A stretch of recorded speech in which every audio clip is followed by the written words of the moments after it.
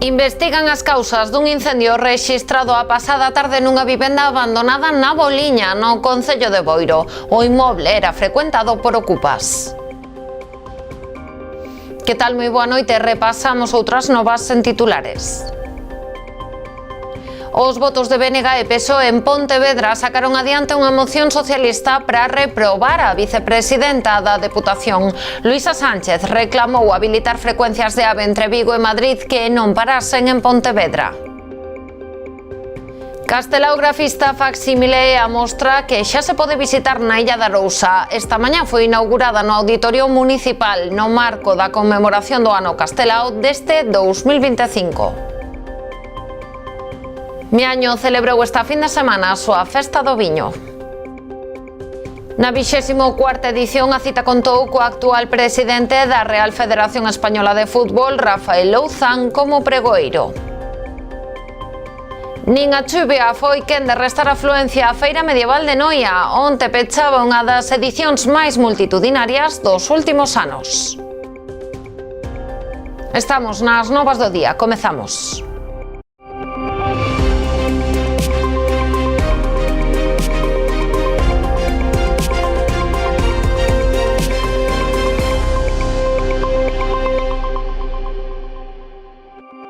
Arde unha casa abandonada na Boliña, en Boiro. O incendio rexistrábase onte domingo ao redor das 4 da tarde. Todo apunta a que foi intencionado. Na vivenda non residía ninguén, aínda que os veciños sinalan a existencia de ocupas. Unha chamada ao redor das 4 da tarde alertou os equipos de emerxencias de que se estaba registrando un incendio nunha vivenda abandonada no lugar da Boliña, na parroquia da Banqueiro. Ata o lugar desprazáronse varias dotacións dos parques de Boiro e Ribeira, que procederon á súa extinción. Nun primeiro momento pensábase que puidese haber algunha persoa no seu interior, pero finalmente non foi así. Onde tivemos un aviso sobre as 4 da tarde dun incendio nunha casa abandonada no lugar da Boliña, en Boiro. Desplazouse unha actuación de bombeiros de Boiro, outra de Ribeira ao todo lugar. Ao chegar ali, o que nos atopamos foi que nunha vivenda abandonada conocida como Pazo da Boliña, pois estaba ardendo. E nun primeiro momento as persoas que estaban ali nos informaron os veciños que podía haber xente dentro, que estaba sendo unha vivenda que solían estar con ocupas dentro.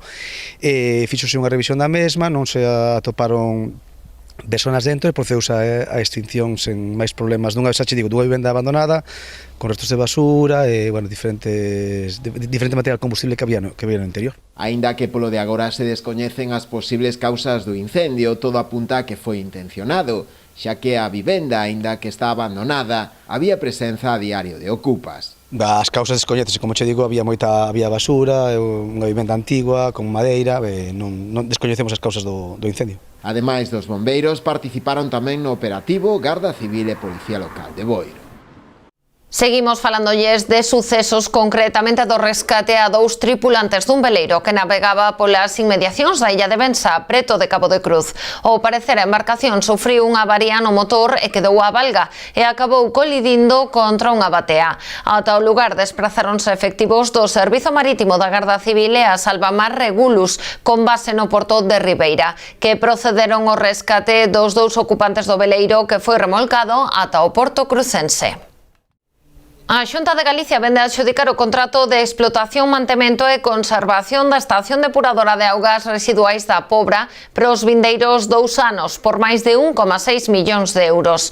Aínda que a prestación dos servizos de saneamento e abastecemento son de competencia municipal, a Xunta leva anos prestando apoio técnico e financeiro aos concellos no marco dunha estrategia para ofrecer unha alternativa de xestión autonómica dos servizos de auga. Actualmente, Augas de Galicia encárgase da explotación de 28 estacións depuradoras en toda a comunidade.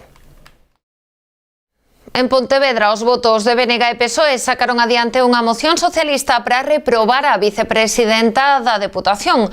O texto criticaba unhas declaracións de Luisa Sánchez nas que reclamaba habilitar frecuencias de AVE entre Vigo e Madrid que non parasen na cidade de Pontevedra. Ahora, o problema é cando alguén desde Vigo intenta discriminar a Pontevedra, e ese problema non o temos nos a nosa casa, teno vostede na súa, coa señora que se senta ao seu lado na Diputación como vicepresidenta, insisto, e por tanto non sei canto mando eu no Partido Socialista nin canto mandamos os concellos que estamos aquí no Partido Socialista. O que me queda claro e o que manda vostede no Partido Popular, que é nada. Bueno, pues tenemos aquí una moción del PSOE de Pontevedra que pone de manifiesto su absoluta insignificancia e irrelevancia política, no solo a nivel local, sino a nivel provincial. Y vean lo que les vengo a decir. El PSOE de Pontevedra trae una moción al dictado del PSOE de Vigo. Trae una moción dictada por Abel Caballero, porque el PSOE de Pontevedra trae al Pleno de Pontevedra reprobar a la portavoz del PP de Vigo, en serio. Parécenos extemporáneo que se veña ahora a discutir si a estación de Pontevedra pode ser unha, pode eliminarse en algúns servizos. Vamos a votar a favor da moción, que non nos gusta nada valorar declaracións, pero vamos a votar a favor da moción e agardamos que esa famosa liberalización pois non xogue en contra do espírito desta moción. Pola súa banda, PP e PSOE tamén uniron os seus votos para sacar adiante dúas mocións. A primeira, para reclamar un estudo de tráfico para San Roque. Neste caso, o debate centrouse na reapertura ao tráfico de Raíña Vitoria con posturas diferentes entre os tres partidos da corporación. Mentres o PP opta por volver permitir a circulación rodada e o BNG mantense no seu peche total, os socialistas apostan por unha vía de plataforma única integrada coa Alameda reurbanizada e que só permita o paso a residentes e servizos. A segunda moción que contou cos votos a favor de PP e PSOE foi un texto dos socialistas para reclamar que o novo Parque da Parda contemple as demandas veciñais para a protección e conservación ambiental da xunqueira que aseguran existe no barrio. Finalmente, a única unanimidade do Pleno foi ao redor dunha moción do Partido Popular que reclama devolver á cidadanía un espazo natural actualmente degradado como é o paseo fluvial do Gafos á altura de Ponteboleira.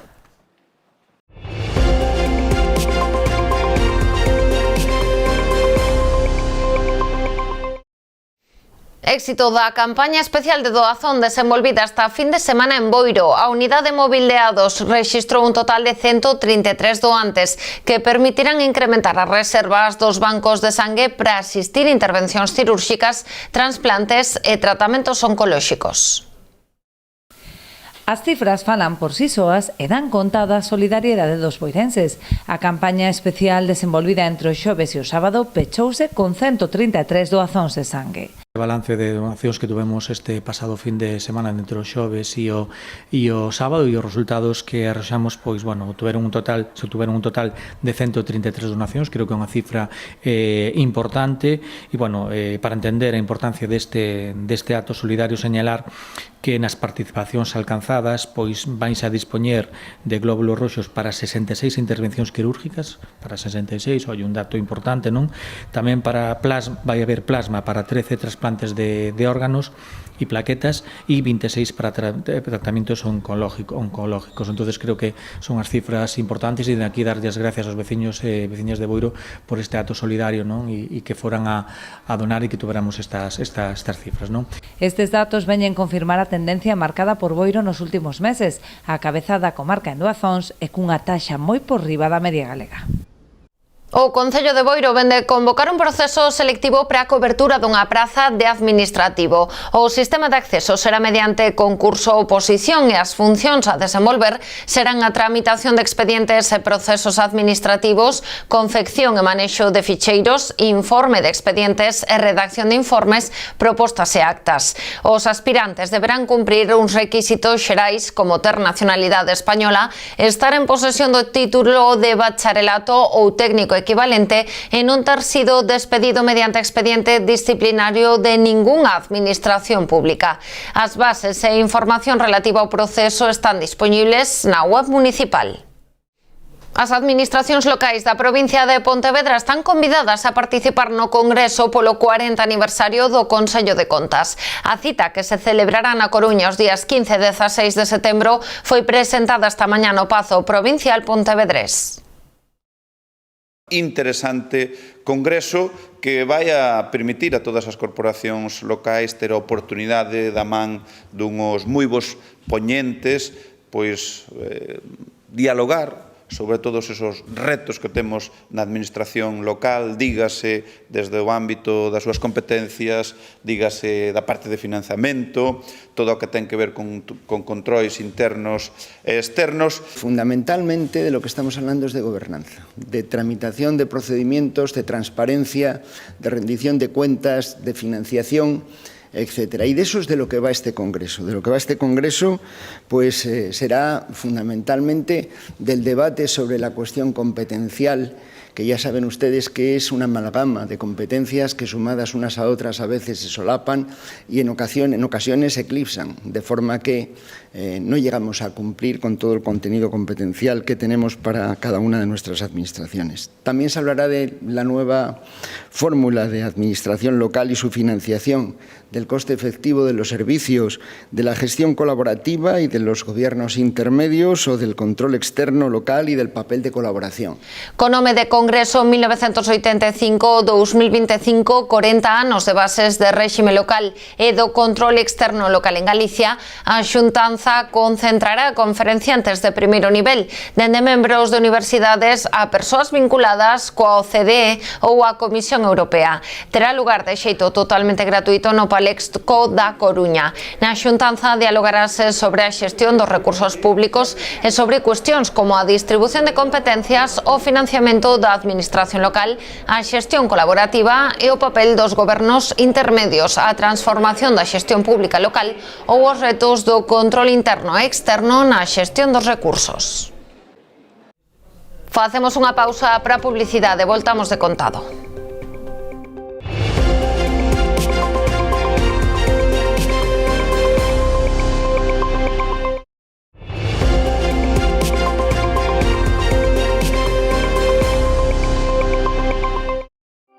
Castelao Grafista facsímile é a mostra que xa se pode visitar na Illa de Arousa. Esta mañá foi inaugurada no Auditorio Municipal no marco da conmemoración do ano Castelao deste 2025.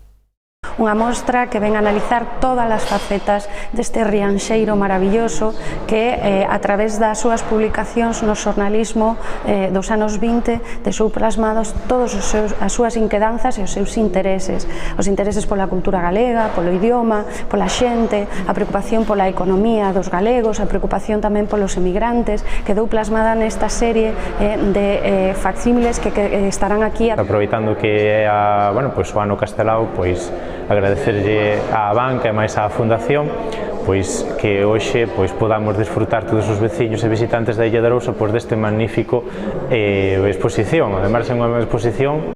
A Fundación homenaxea o intelectual e político rianxeiro con esta mostra incluída no seu programa Corrente Cultural, desenvolvido en colaboración con a banca e os diferentes concellos galegos.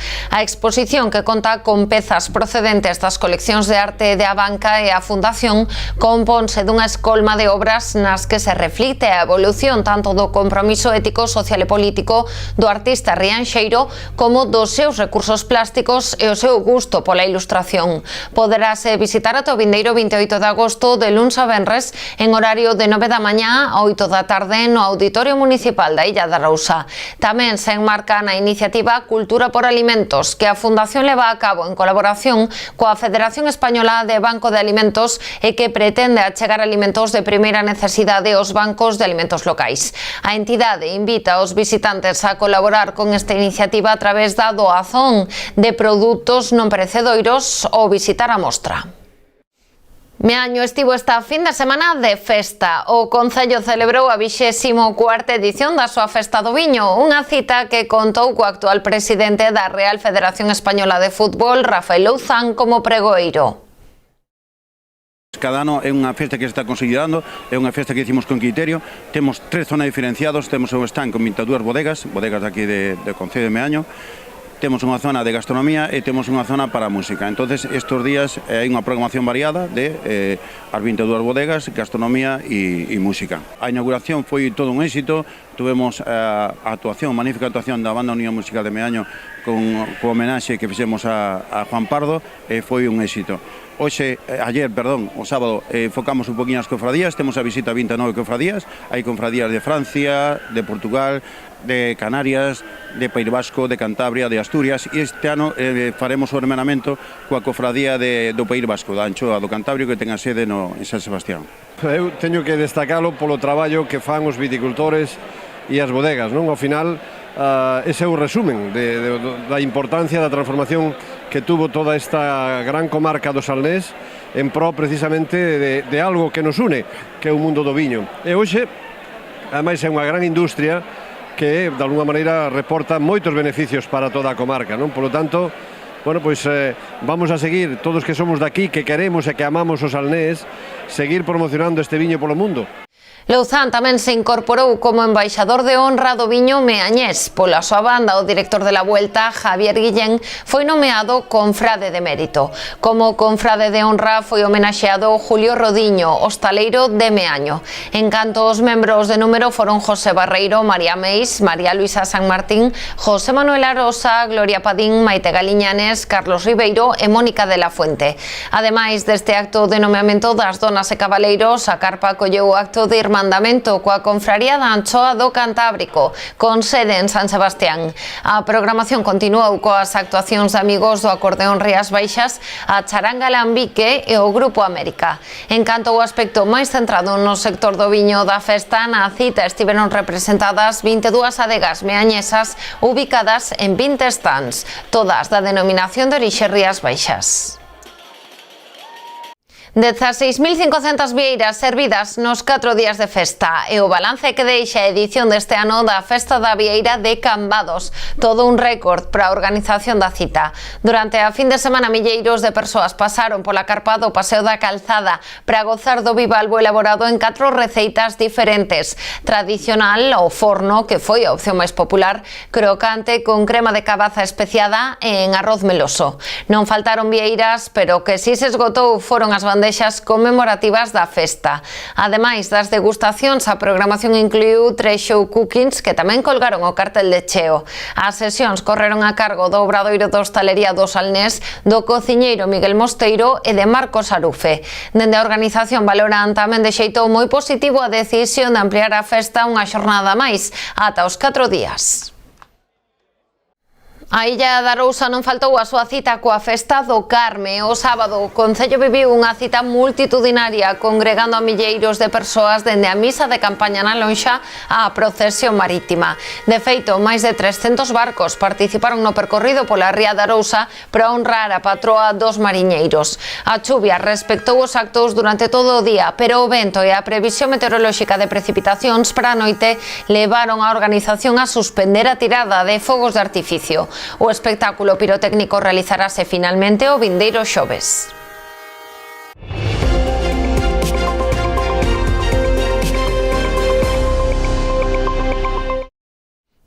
Haberá compensación para as 15.000 persoas que o sábado padeceron a cancelación do concerto de Juan Luis Guerra en Sanxenxo. Aos 40 minutos do arranque do espectáculo, a chuvia e o vento levaron a organización a decidir a suspensión do show pro enfado e decepción de moitos dos asistentes. Segundo explicaron, considerouse que as condicións meteorolóxicas adversas presentaban un risco real para a seguridade do público e do equipo técnico e artístico. Onte o propio artista dominicano difundía un comunicado lamentando a decisión. Ademais, informaba que a produtora do concerto traballa xa en ofrecer algunha compensación ao público afectado. Choveu tamén e moito en Vilagarcía. A noite do sábado os concertos do Atlantic Fest celebráronse pasados por auga. León Benavente, Los Planetas e Primal Scream desafiaron a chuvia e fixeron vibrar os asistentes. Zahara, a última en subir o sábado ao escenario, foi tamén encargada de despedir por este ano o recinto na Praia da Concha. Xa onte domingo a previsión de precipitacións levou a organización a trasladar a sesión vermú a interior. Celebrouse no Auditorio Municipal. Deste xeito pechouse unha nova edición do Atlantic Fest que trouxo ata Vilagarcía outros nomes propios do panorama musical, como Lori Meyers, Luz Futuro, Cristalino ou Slowdive.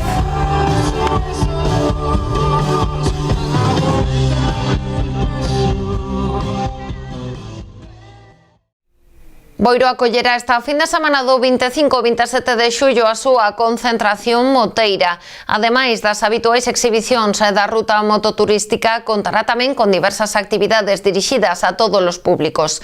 A iniciativa está organizada polo Club Boiro Motos e conta coa colaboración do Concello. O Club Boiro Motos, que estrea nova directiva, organiza esta vindeira fin de semana do 25 e 27 de xullo a súa concentración moteira, coa que agarda acadar os éxitos de edicións anteriores, tanto polo desenvolvemento das actividades como tamén pola alta participación. O punto de encontro para estes 3 días será novamente o Parque da Cachada, onde se desenvolverán a maioría das actividades. Mirando números do ano pasado e de anos anteriores, en torno a 6.000, 7.000 personas contamos que se acerquen en moto este fin de semana a Boiro. Participantes para o tema da comida, dos xogos e todo eso, por ahora temos inscritos alrededor duns 400 e pouco. Así que esperamos expectativas altas. Un dos apartados máis destacados serán as exhibicións de stun e de coches de radiocontrol, algo xa habitual neste tipo de concentracións. As actividades que propoñemos no club son totalmente gratuitas, tanto para xente que lle gusten as motos como para aqueles que non.